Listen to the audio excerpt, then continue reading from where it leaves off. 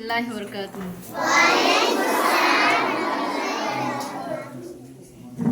যেমন কি আমরা জানছি আজকে হচ্ছে বিশ্ব পরিবেশ দিবস।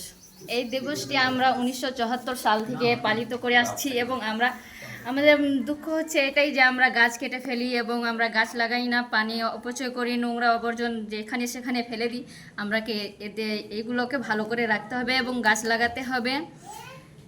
দেখতে হবে আমরা প্লাস্টিক বেশি ব্যবহার করি, আমরাকে প্লাস্টিক ব্যবহার করা বন্ধ করতে হবে, পানি অপচয় করা বন্ধ করতে হবে, প্রকৃতির দায়িত্ব নিতে হবে এবং ভালো করে গাছপালা নদী নালা এদিকে আমাদেরকে দায়িত্ব নিতে হবে।